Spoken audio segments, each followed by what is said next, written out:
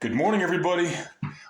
Today is November 19th, 2024, and we are working on technique. The word of the day today and the vocabulary word of the day today is technique.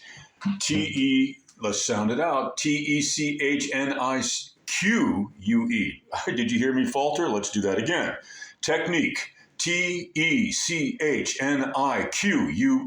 Technique. Definition, what's it mean? Okay, let's just tell you what it means. Let's show you what it means. Or better yet, look it up, and I'll give you the whole thing, mental, emotional, verbal, and visual demonstration today in terms of art, music, and math, and academics, and history, and all that stuff, social studies, science, and English and language arts, has to do with technique. In art, which is my forte, if I have a forte, it would be art. I'm not saying it is my forte, but it's in terms of technique, we're going to do art first. So let's just say, we have the violin, we have music, we have art careers. What are some careers while we draw? Let's think of some careers. I can think of, let's just start with architect, because that can delve into structural engineering. Engineering can involve the design of computer motherboards for the betterment of humanity, such as things that help humanity. I was watching a 1932 video of an interview with Thomas Edison, which he died either later that, I think he died later that year, I believe, at age 84. Check on that. Sometimes you have to check on me, just like anybody else. I'm not making excuses. I'm just saying that. So that Thomas Edison was asked by the interviewer, and it's on YouTube. You can look it up. Look up Edison on his thoughts on the theory of relativity.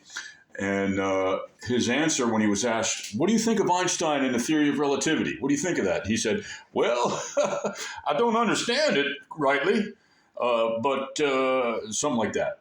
But he was probably being a little modest, but it's probably something that's so abstract that it's hard to understand, and it wasn't his area. His area was applied math, applied science. So if you take art and apply it, I'm not a scientist. All I am is a little art educator. That's it. If that, I'm an aspiring art educator, to be truthful. I haven't found my niche there yet either. But while I aspire to be an art educator, I know that technique is what we're talking about today because, in terms of people telling you, oh, let's have a conversation about modern art and theory.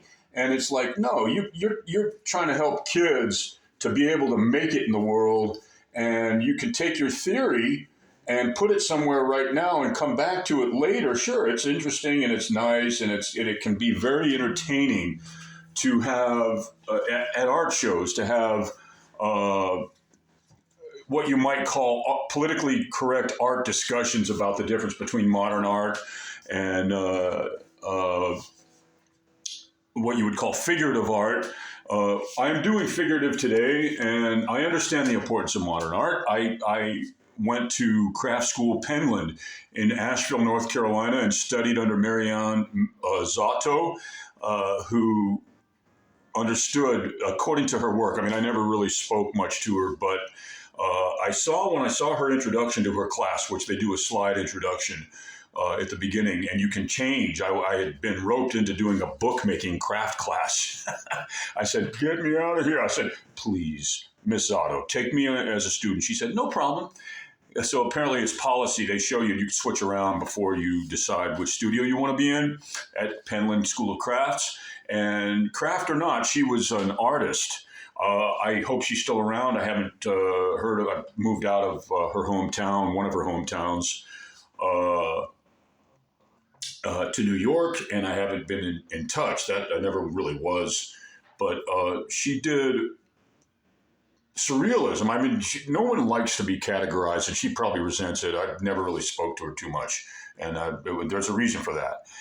She doesn't like, whatever the reason. I admired when I wanted to be in her class. It was extremely figurative surrealism, reminiscent of Dali in terms of being having technique, but also symbolism. And that's, I guess I wanted to do that at that time.